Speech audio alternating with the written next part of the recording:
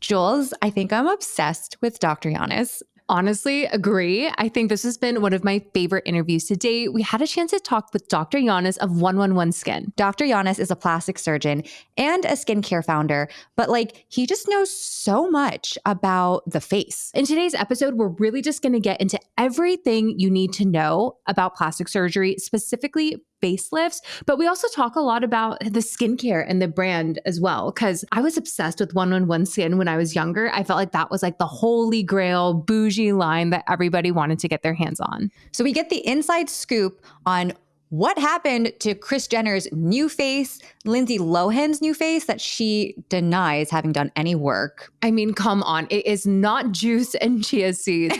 But I love how he really revealed that it's way more than just a facelift. There is so much that goes behind it. He went step by step for what you actually need to do to get results like that. And also gave good tips about how to actually pick a plastic surgeon. Please enjoy this episode with Dr. Yannis. Welcome to Glow Job, the beauty podcast that's more than skin deep. We're the only podcast to make you hotter and smarter.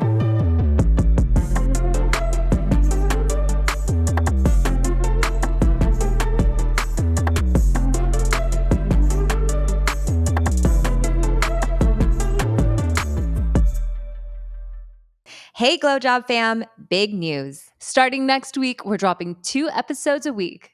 Be sure to tune in every Monday and Thursday for brand new episodes. And don't forget to follow and subscribe wherever you listen to podcasts.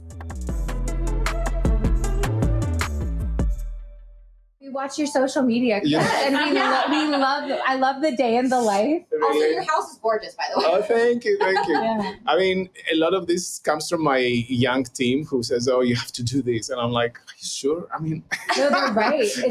They're so fun. They're spot on. So wait, Dr. Yannis, so you are still practicing surgery, right? I am, yes. I think, I should say that I would say 80% of my time is still devoted to clinical work, surgery, seeing patients, and 20% into skincare. So how many surgeries would you say you do a week? It depends on the week, but on average, I would say I would do 5 to 10. Now, it's important to understand that some of these surgeries, although we say it's one surgery, can be multiple surgeries.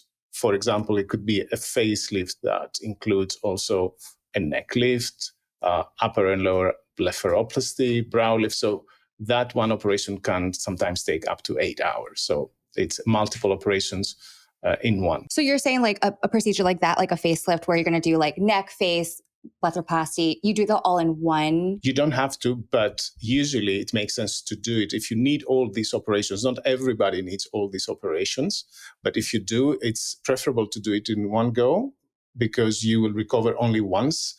It's a similar type of recovery. It usually takes 2 weeks to recover from an operation like that.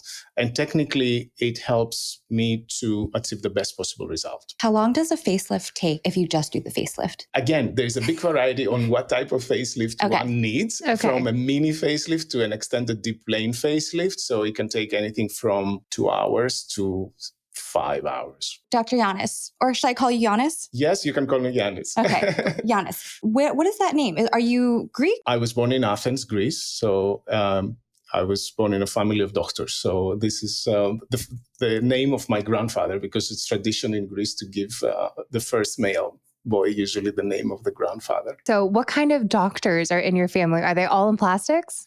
No, actually, I was the first one to be a plastic surgeon.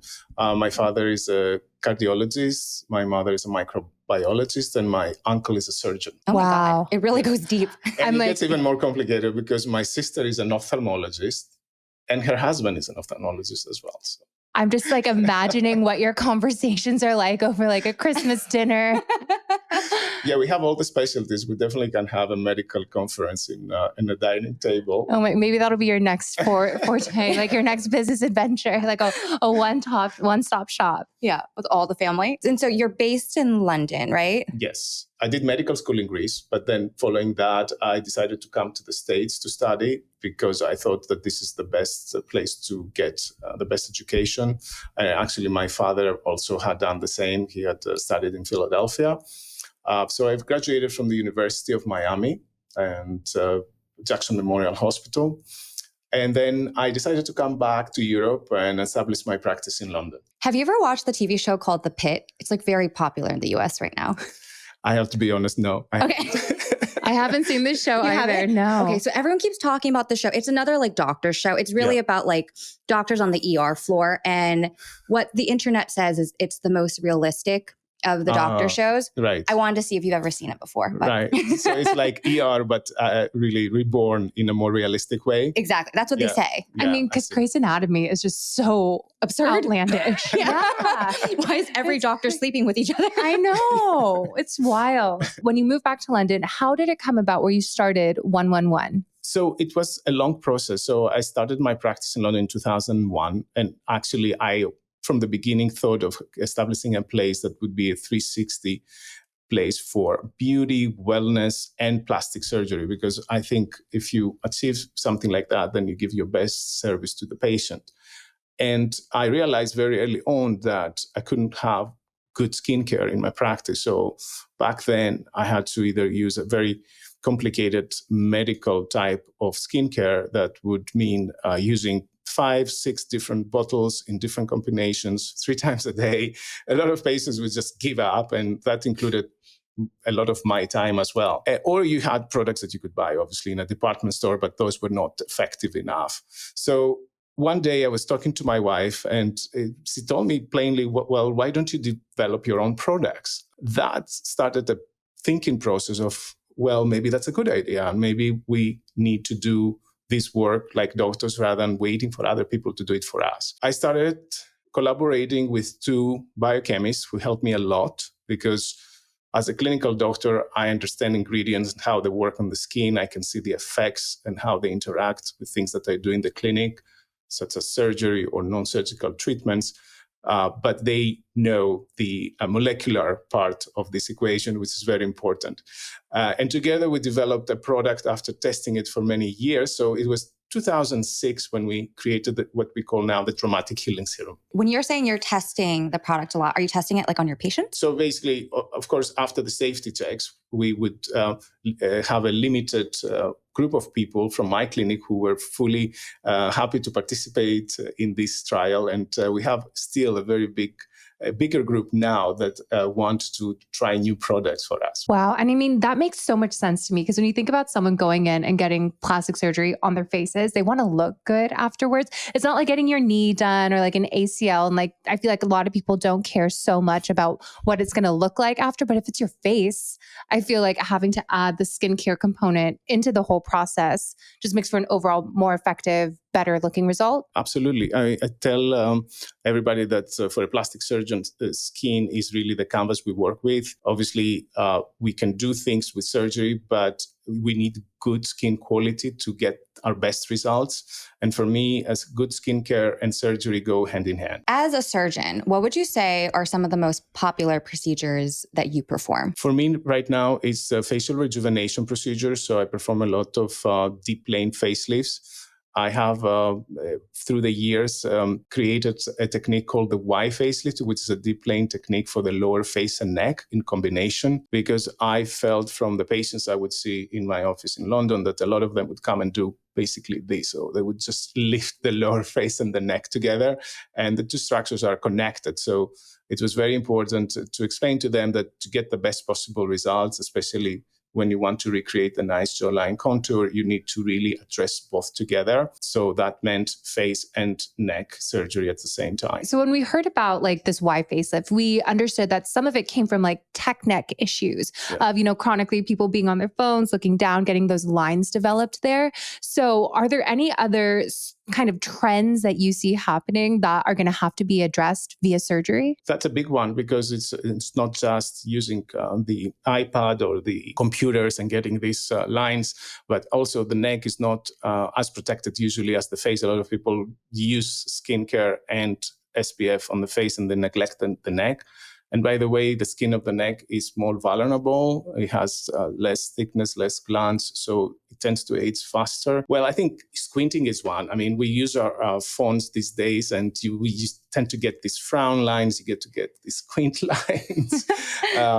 So That's another one. And we learned in esthetician school that when you apply skincare and approach skincare in general, you start from basically your scalp all the way down to the chest. Would you agree with that? Absolutely. I think we should identify all these areas as important areas to take care of them. There was a rise in the whole buccal fat removal. Yeah. What's your take on that?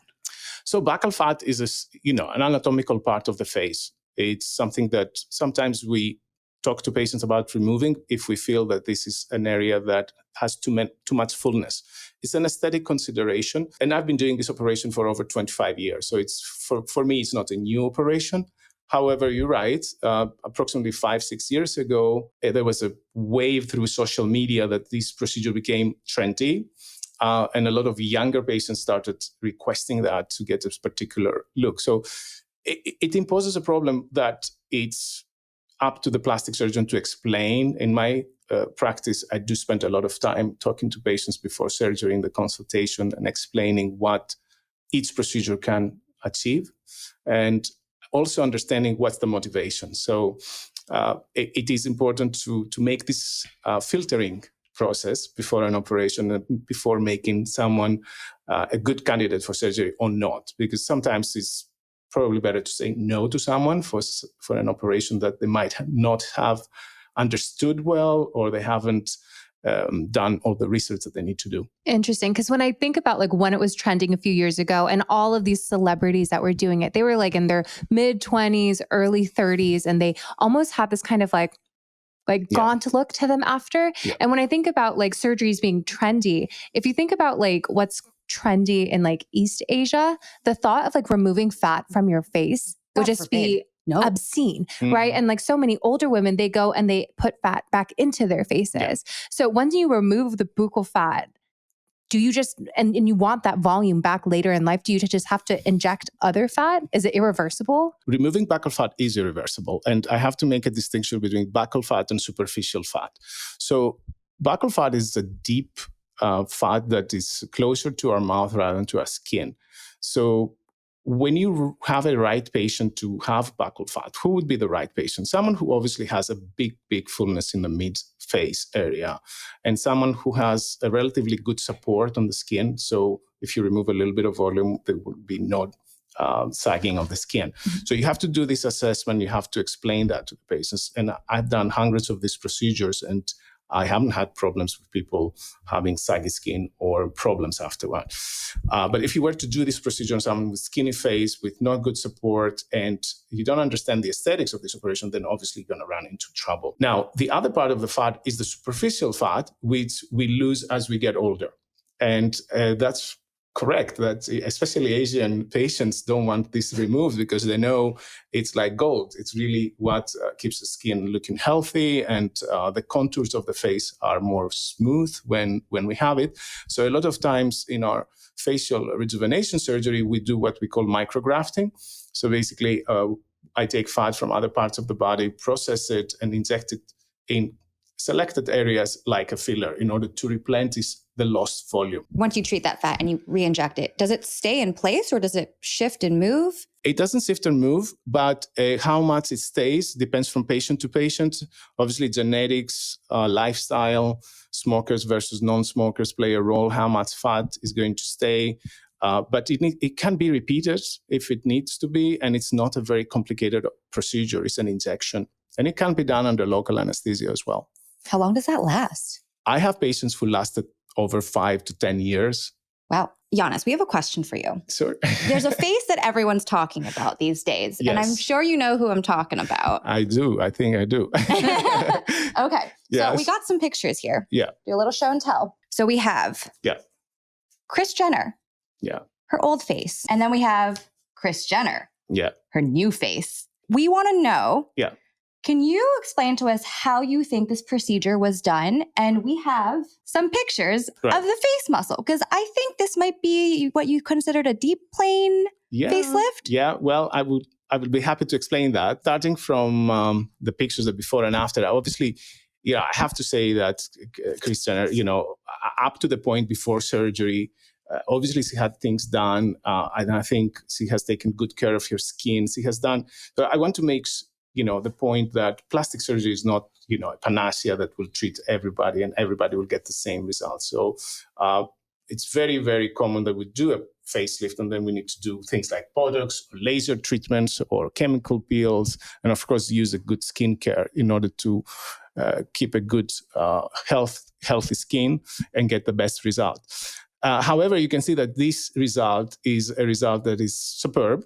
It's great. It has restored a lot of the aging features. For example, the nasolabial folds, the lower face, irregularities. You can see how the neck now looks taut and youthful.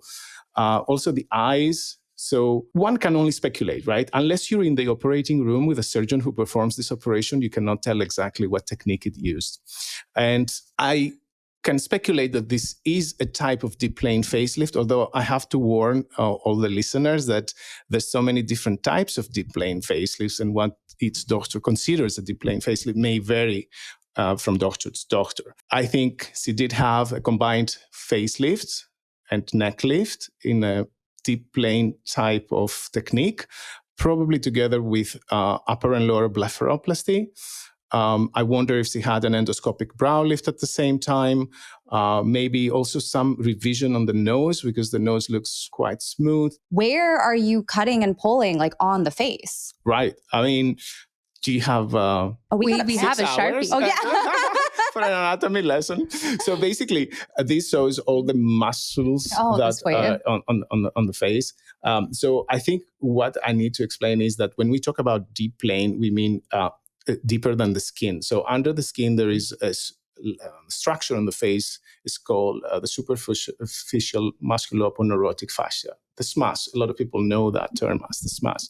So the SMAS is where a lot of these muscles attach to, and actually part of these muscles are becoming one with each other when you go to the neck and when you go to the brow. So it's very complicated. And actually, we have specific training courses for surgeons who already are very, very good at doing facelifts in order to get to the next level to perform these deep plane facelifts, because it requires extra training. And we recently had one in New York with the second New York masterclass, which was for this purpose. So deep plane means that you will go under this mass level in order to reverse aging signs in a more dramatic way. But also, in my opinion, when you do that, then the results last longer. What are some of those aging signs that you're reversing in that mass layer? Nasolabial folds, nose to mouth folds, with usually when the skin drops, they develop deeper. These labiomental folds, which are around the chin, which can be very difficult to fix. And then we see this loss of fullness from the cheekbone because the fat that is situated in that position drops and it creates a fullness lower. And that can create a second line on top of that, which is also combined with a loss of volume we were talking about earlier. And then, of course, as we get going lower, we can see jowling and the break of the jawline, which is very, very visible when that happens and creates this heavy bottom appearance of the face. So instead of a nice oval face, we're starting to get this more rectangular and bottom heavy face. And then in the neck, we have various different patterns. We have people with very prominent platysma bands in the middle, or we can have a lot of accumulation of fat that takes away the definition of the neck. So there are different approaches to tackle each of these problems. When I first look at the photos of like Kris's new face, I feel like all the headlines just say new facelift, but clearly there have been so many additional things that happened to get this look in addition to the facelift. You were describing a lot of what happens kind of like at the cheekbone and below. Does a facelift include like the forehead or the upper region of the face? So it depends. This is the planning of the operation. So this is what you need to do as a plastic surgeon, analyze the face. I like to take pictures. I like to ask my patients to also bring their older pictures so I can see the aging process, which is different from person to person. And then depending on what they want, explain to them what I need to do to get to that point. And I find this way, and I do it in front of a big mirror. So I tell them, look, I'm your best friend. Tell me what bothers you about your face. And that really opens up, because a lot of people, when they come to see the plastic surgeon, are maybe a little nervous or a little intimidated, and they don't express themselves well. But that gives them the option to really show me exactly what bothers them. And when the brow has dropped and creates fullness on the upper eyelid, usually that's a sign to do a brow lift operation to take that away. That could be combined with an upper blepharoplasty as well. Those nasolabial folds you were talking about, right? Like obviously that gets more pronounced with age. So are you like pulling it taut? Like what are you doing to make it look younger? Yeah, I think, that's one thing that you need to do to get a proper look like the one we just saw. So that's one of the advantages of the deep plane facelift, that it gives you this power to do it in a very good and substantial way without the skin looking pulled. And I have to say that this is one of the biggest improvements with the deep plane, is that you don't need to put tension on your skin, which means it doesn't look pulled. It looks natural. Deep plane is kind of considered like the most intensive layer, or like intensive way to get a facelift. So if like, we have a Kris Jenner who's in her like 60s, 70s, and then you have like, the next level down. I know a lot of people were talking about like Anne Hathaway maybe getting a facelift, but she's in her like 40s and 50s, or even in the younger age of people getting like a mini facelift in their 20s, 30s, sometimes 20s, but like 30s, 40s. Yeah. So I guess like, what are the other layers of facelift called? Hey guys, super exciting news to share. Next week, we are the ones getting interviewed. We sat down with Forever 35, co-hosted by Doree and Elise, two friends just like us who love talking about serums, friendship, and self-care. We can't wait for you to tune in. So I guess like, what are the other layers of facelift called? So there's so many different. So you have endoscopic facelifts, you have short scar facelifts, but it's so complicated when you start getting into the nomenclature of these facelifts, even for doctors. So you have to say, well, when you say that, what exactly do you mean? Unless you're really using a very specialized medical term, which all doctors would understand. But the bottom line is sometimes the age is not so important. It's really about the aging process, which is very different from patient to patient. So I have young patients with very deep nasolabial folds because that's their anatomy. They might have lost weight. Now we have a different group of people who have lost a lot of weight, either because they changed their lifestyle or because they're taking medications to lose. And we have a specific term about this rapid loss of volume for the face that creates this dramatic sagging. Age is not always that important. It's more about the findings and how its face has changed through the years. What are some procedures that you think either people should get or people in this age group should start considering? So people who are in their 30s versus their 40s versus 50s and beyond. What are the things they should start thinking about? Start skincare as early as possible because that will prevent aging to a big degree. Have a good lifestyle. We have to consider all the elements that make us age. Protect your skin from the sun and so on. Let's see how aging starts. So usually in your early 30s, you start having some fine wrinkles. Usually there's not a need for a facelift. You might have a little bit of loss of volume. So micro-grafting can be a good procedure for you. So micro-grafting combined with some good lasering and some non-surgical treatments such as Botox can be a great combination for this age. But as we get closer to 40, then we start seeing some more dramatic droopiness. And again, it depends on the patient and the difference in genetics and lifestyle. But there are some patients now in the mid-40s that will need a facelift. And again, my job as a plastic surgeon is to tailor-make this facelift to their needs, to according how much I need to lift, how much do I need to pull to get them to be as they wish to be. Yeah, so usually at the 50s, you have a significant aging sign. So you're most likely going to have some jowling. You're most likely going to have deeper nasolabial folds, loss of volume, and probably some neck changes as well. So this is the case where you probably going to need a full facelift and a neck lift at the same time. And probably some micro-grafting as well. Also, there are some people with anatomical changes. So sometimes we see young people with a very obtuse, as we call it, neck. So basically no definition. And that's clearly a variation of how the muscles of the neck are structured, but also how much fat resides there. Or sometimes it's the salivary glands that can protrude. So this is more of an anatomical variant that looks like aging, but it's really because of how they're made. A lot of doctors they are obviously like subject matter experts in their field of study, right? Whether it be like cardiology, et cetera. But for a lot of like derms and plastic surgeons, what Julie and I have noticed is that they don't necessarily know actually that much about skincare. Like, if anything, they rely on a lot of corporate brands and their education teams to tell them what skincare to recommend to their patients, right? For you, how did you decide that like you wanted to take this into your own hands to help your patients?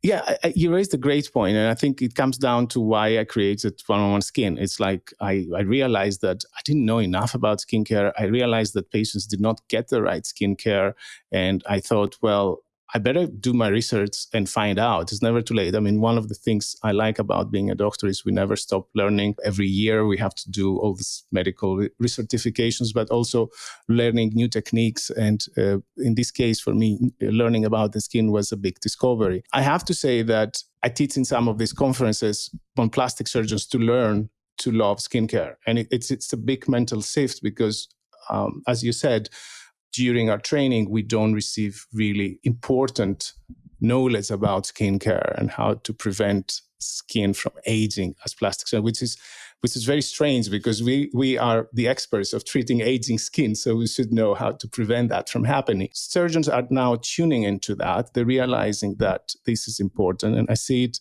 in how many people are interested in using skincare before and after surgery, something that we do in our clinic with a lot of protocols. I prefer when doctors do training and talk about skincare than when there are people who are not qualified at all, because we have now, with the advent of social media, people who have no training in skin. They just thought, oh, this is a cool subject. I'm going to do something about skin. I mean, doctors are more medically qualified, but I agree. I think before you decide to take the podium to talk about skincare, you should really educate yourself, not just follow a brand, because that's definitely not what you train to do as a doctor. You know, I feel like a lot of consumers, they really almost sometimes look for that dermatologist recommended, doctor recommended. But I don't know, like, how important do you think that is when people make skincare decisions? Consumer nowadays, it's much more knowledgeable than before. They a lot of times know ingredients very well. They have done some research. They have probably done some comparison with other products. Having said that, I think big brands are realizing that what is my best marketing technique now? Well, I will use someone like a doctor to recommend my brand, because that gives it the most confidence in the consumer that this is the best product. And this is something we have to be careful about, because indeed, doctors, we know physiology of the skin and all the things we need to know. However, that doesn't make every dermatologist a specialist into recommending a specific brand or not. So I know you guys have a trademarked ingredient, right? The NAC Y². And one of the ingredients I noticed in there is a vitamin C derivative. So SAP, which is sodium ascorbyl phosphate. So, correct, that's correct. So straight vitamin C or ascorbic acid, right? It's super unstable, which is why oftentimes when formulators decide to use it, they'll end up using a vitamin C derivative. And I would say that SAP is definitely a very, very popular derivative. Yeah. There's another derivative that a lot of brands use, tetrahexyl ascorbate, or THA. Yep. And I know brands like SkinCeuticals, U Beauty, Medic 8, Obagi, they use THA. Yeah. So why did you decide to use SAP instead of THA? Sure. Well, that's a great question. I think it comes back to our biochemists finding the best possible blend. And I say blend because my philosophy with developing the first product, the Dramatic Healing Serum, which created the Healing Serum, which is our hero product right now, was about simplifying skincare. It's about not using one series of bottles to get to a good result, but actually using one or two products a day, something that you would enjoy doing and it would be practical doing in order to get to healthy skin. And especially when it gets to the serum and the NAC Y², this is the complex that we have created in order to be in balance with everything else that is in that complex. So vitamin C is only one part of the whole engine, let's call it. We have found that the NAC, which is the other component of NAC Y², its function is augmented when you combine it with SAP. and vice versa. SAP action is increased. So it's a synergistic effect, which is multiplied when we add the third ingredient, which is eskin. So in this particular combination, we found that SAP is very stable, is water soluble, and actually we know that once it's inside the skin, it becomes vitamin C. Right. So it does have the effect we want, which is to increase collagen production, healthy collagen, but also has an effect on pigmentation. So it's good for brightening and so on. As a conclusion, it's really the combination of ingredients we use to work together. And a lot of times the consumers are misled because they think, oh, okay, this product has X amount of that particular ingredient, but this has double of that. But yes, what are the other ingredients that are in there? Are you buying just vitamin C, or are you buying something that has 10 other ingredients that work together to give you the best possible result? So a lot of research back there. Yes. No, I think that brings up such a good point, because I think a lot of times when people look at a vitamin C product, they're like, oh, well, what percentage of vitamin C? So you're saying that doesn't always matter. No, absolutely not. I think people need to know that things actually after a certain level, they go into a plateau, as we call it. And actually, a lot of times, if you overdo it, then you get backlash with irritation, inflammation. That's why we have a lot of people who say, oh, I have sensitive skin, I cannot use any products because, well, maybe because the products you're using have either preservatives, or they have some ingredients in such a high concentration that actually will irritate your skin. And instead of making your skin brighter, they will make your skin, maybe go darker because you get inflammation and hyperpigmentation from that. So my job and the job of our developers of the ingredients is to find these perfect formulas that give you the results without irritation. And this is really one of the major differences. I want to say that we wanted to create products that you can buy from the shelf and be sure you're not going to get irritated skin, you're not going to get inflammation. So they're great for sensitive or hypersensitive skin as well. We've definitely seen a rise in dermatology being like a focus, where a lot of people who want to go and become a doctor, like now they want to become a dermatologist. I think it's actually the number one kind of coveted like medical specialty is dermatology. I'm not surprised. Yeah. And it's because you can make so much more as an influencer these days. Yeah, like with those brand deals. Yeah. What's your take on that? Well, I have to say dermatology, since the time I started in the States, which is 25 to 30 years ago, was always very popular. It's not a new thing that continues to be popular, but maybe more so now than before.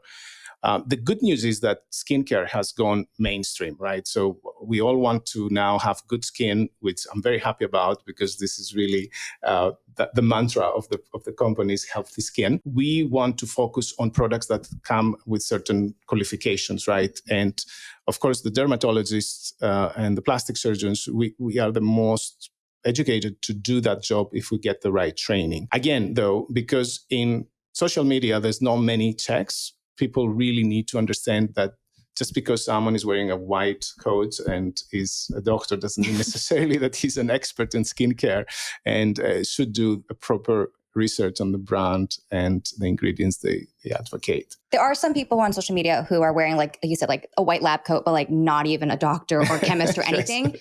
But then there's also, there are some really popular doctors on social media who give a lot of skincare advice. And, Julie and I were at a conference recently where a really well-known doctor influencer was speaking. He's actually a plastic surgeon. He is a plastic surgeon. He is a practicing plastic surgeon. So keep that in mind with the story. Okay. And he's big on TikTok. Over millions of followers. I see. Mm-hmm. Yeah. And a woman in the conference stood up, asked a question, and she said, I've been experiencing jowling. She was like in her late 30s, let's call it.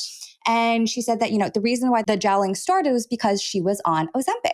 Mm-hmm. And her doctor had prescribed her really high doses of Ozempic. So she lost a lot of weight very rapidly. Yes. And she was concerned about the jowling and asked this TikTok doctor, what should I do? And his response was to use his skincare brand. Actually, it wasn't his skincare brand. It was a brand that was sponsoring him. Right. So he does have his own line, but he was using a brand that was sponsoring him. It's a micro stamping tool, right? So it's like one of those little devices, has a couple needles and some serum in it. Yeah. And he was telling her to apply that. And because it has, I believe it was exosomes, it will then fix her jowls. Right. I think consumers need to be very wary about that. I think this doctor, being a plastic surgeon, if he was to present in a plastic surgery meeting trying to say that, he knows he would get a lot of criticism and a lot of questions from the other plastic surgeons. So until I see something in what we call a peer review journal, so basically unless you do your research, you put it on a publication that is accepted by other plastic surgeons and can be, reviewed and criticized, I will not accept statements like that. We know as plastic surgeons that jowling can only be really treated with surgery. It's as simple as that. Yes, good skincare can give you more elasticity on the skin, may make it a little better, but it's not going to be significantly better in order to take it away. Yeah. Interesting. Because in my mind, when we heard him say that, it was like, I wonder how much more money he makes selling this product than he does his own surgeries. Because we were sitting quite close to the woman who asked the question. So we got a pretty good view of her. And, the jowling, it was like, you could pinch it, right? It was pretty intense. Right. Yeah. So it doesn't sound like skincare would be the answer for that. Yeah. I don't know where that kind of falls in taking the Hippocratic Oath. Well, definitely the Hippocratic Oath doesn't say to say things that are not substantiated. Yeah. I think a good way of checking for consumers out there is to see if the doctors are sponsored by a specific brand.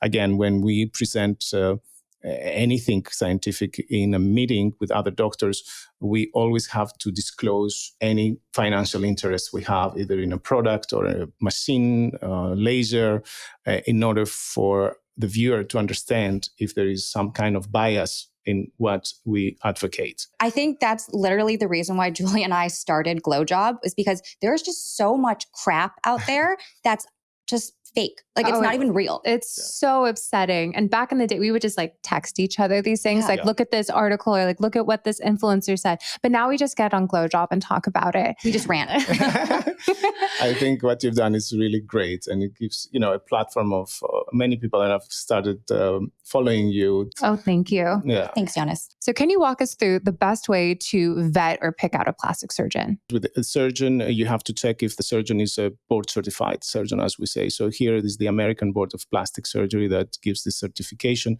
And it's basically a seal of approval that your surgeon has done at least a minimum of training and has received so many years of education that progressively got him to be a plastic surgeon. So that's number one.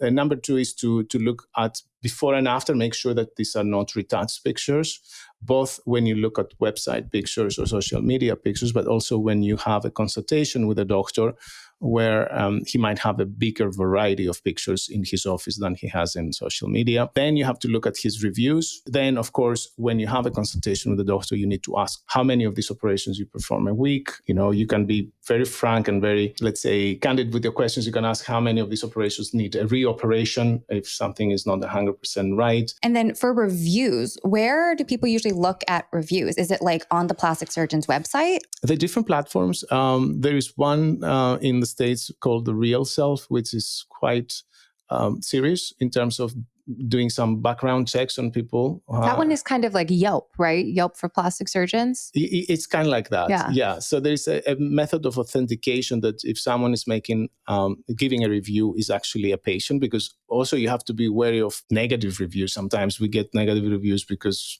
someone doesn't like you or someone basically wants to do something for fun and he thinks this is for fun.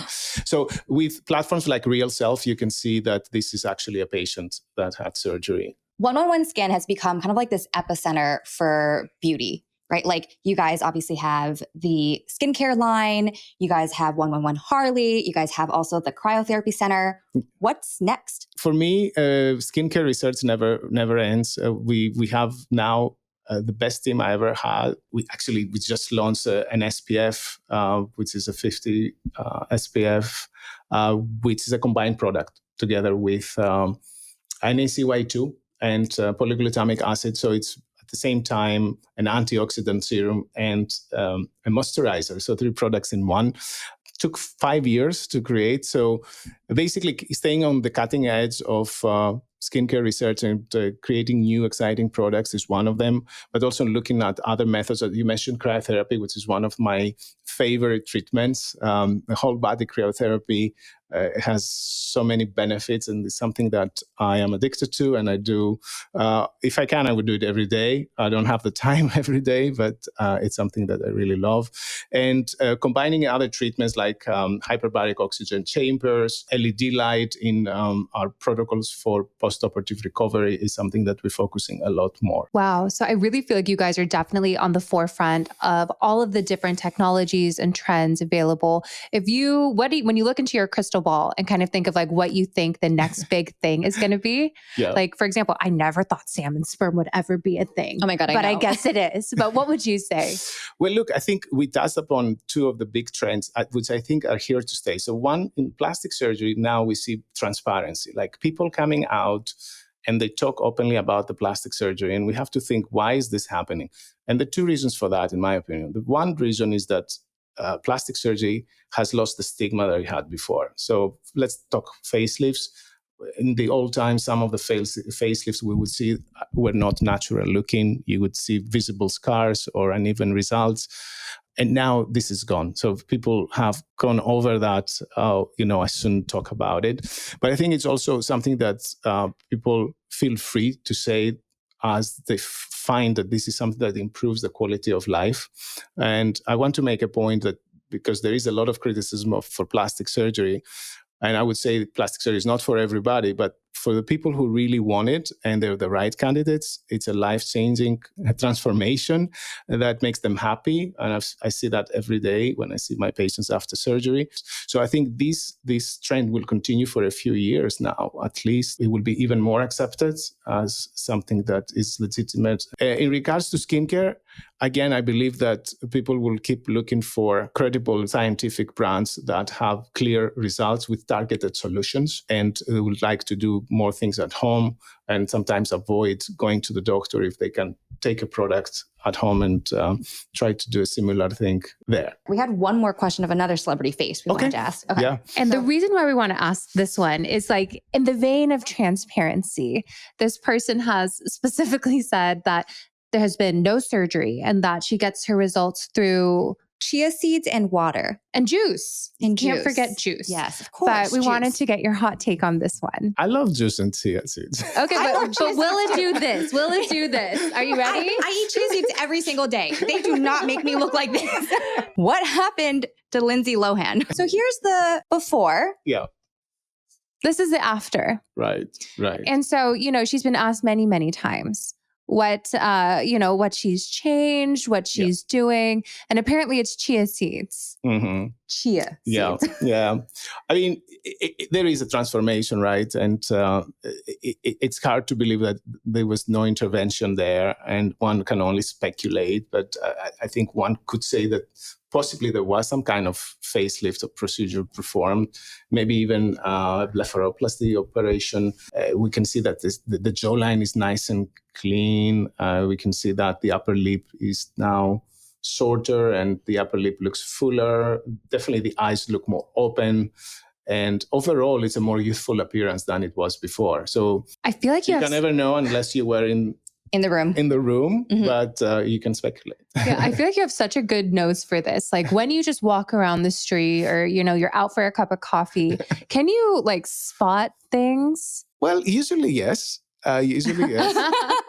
Not always. And I have to say that when I leave my office, I try to forget about my profession. Yeah, sometimes when it's in your face, as we say, then you cannot escape but thinking about what happened there. Yeah, for sure. Or I could feel like, a plastic surgeon, when they're in that same coffee shop, maybe maybe that person just needs a little bit of. Or you could probably see a botched jaw and be like, ooh, that facelift did not look good. Yeah. Well, we do it every day. So it's kind of an automatic thought. It's really happens almost automatically sometimes. Before we wrap up, we love to end this with a rapid fire. We always do. Sounds good. All right. So the first question that we have, it's a marry, fuck, kill question. Yeah. And so you have to marry, fuck, or kill your hair, your outfit, or your skincare. Well, that's an easy one for me because definitely I will marry my skincare. Obviously I devoted all these years in developing good skincare. You're already married to it. And when it gets to F, I would say hair. I think for men, for me, hair is important. I don't like to do mass grooming except for taking care of my hair. And I think that's an important element of how you look. And then the outfit, it's important, but not, can I live without the outfit? I think yes. Being surgeons, we have to wear scrubs, right? We don't that's always true. know, right? What about, are you an early bird or a night owl? These days, I'm an early bird. I mean, surgery does make you an early bird because we perform surgery in the morning. And when I'm in surgery, I usually get up before 7 o'clock. And usually we start surgery by 8. And what's the first thing you do when you wake up? Some kind of activity. So I either go to the gym, go for a run. If I'm close to the sea, I'm going to go for the swim. If my kids are around and they're up, we'll go play basketball together. So it's always some kind of physical activity first thing in the morning. What about a desert island beauty product that is not 111 skin? I would take with me a perfume. I would take Masque Ravageur. Who makes that one? Frédéric Malle. Okay, nice. Oh, Frederic Malle. I love Frederic Malle. For sure. Yeah, I love a lot of the perfumes they make, but especially that is my favorite. But our last question is, what is one piece of advice you would give to your younger self? We all get stressed in life. We all have difficult days where we kind of lose a little bit our determination or our focus. And I would say just be focused and just keep going and don't worry. Things will be all right. Well, thank you. Thanks, Yannis. You. This was so much fun. Yeah, it was great. We got a little something for our Glow Job fam. If you want to try 111 Skin, you can use our exclusive code GLOWDROP15 at checkout for 15% off. And let's be real, with girl math, if you're saving 15%, you're basically making money. Exactly, because we're here to make you hotter and smarter.